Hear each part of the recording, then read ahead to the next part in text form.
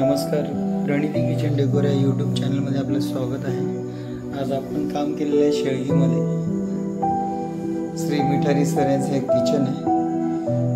सुरुवातीला तुम्ही बघितलं तर हा देवघर आहे। देवघरला आपण झडप करायचा प्रयत्न केला, पूर्ण एक डोर दिलाय। त्याच्यानंतर बेसिन असं जुन्या पद्धतीचं थोडंसं गट्टा आहे, त्यामुळे याला छोटंसं डोर दिलंय समोरून आणि बाजूला आपण 3 ड्रॉवर दिलेत, कटलरी, कप सॉसर, प्लेन। साईडला सिलेंडरला डोर दिलाय आणि इकडं प्लेन आणि थाळी अशा ड्रॉवरतून वरती त्यांचं एक छोटंसं कडप्पा रॅक होतं।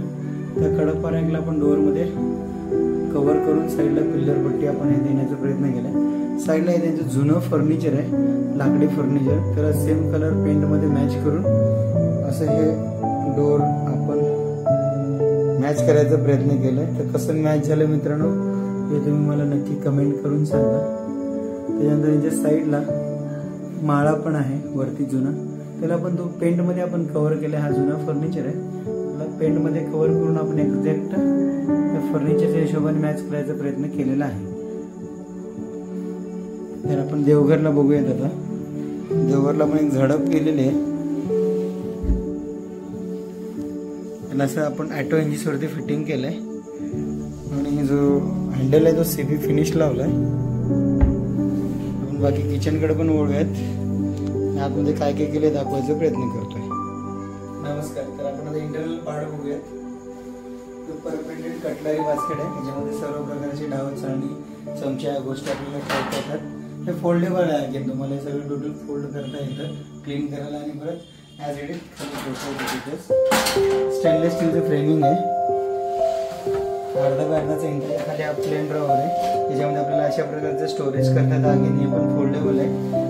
त्याच्यानंतर बेसिनसाठी जी जागा आहे ते अशी छोट्या डोअर मध्ये कव्हर्ड केलेली आहे।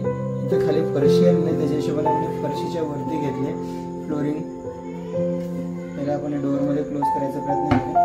बाजूला इकडं सिलेंडरसाठी आपण डोअर दिले, ते सिलेंडर तुम्हाला आत बाहेर करता येते। आखील जी शेगडी वगैरे असेल छोटी ते खाली ठेवता येते। पिठाचे डबे, तांदळाचे डबे किंवा तेलाचे डबे या गोष्टी इकडे स्टोअर करता येतात। त्यानंतर थाळीसाठी आपल्याला डेप्थची जागा कमी आहे, त्यामुळे थाळीसाठी उभं राहिलेलं आहे।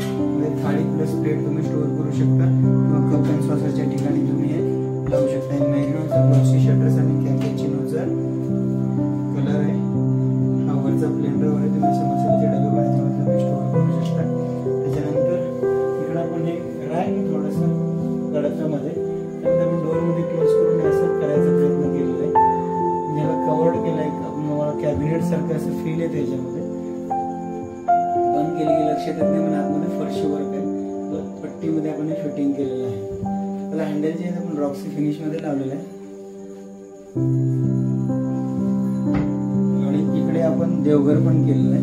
त्याच्या व्यतिरिक्त आपण इकडे स्टँड पण बनवून दिले प्युरिफायर साठी, जो स्टेनलेस स्टीलचा जो फ्रेमिंग आहे आणि अजून जो प्री फिल्टर आहे स्टँड वरती आपण बसवलेलं आहे। ॲक्वागार्डचं स्टँड पण इकडे आपण करून दिलेलं आहे।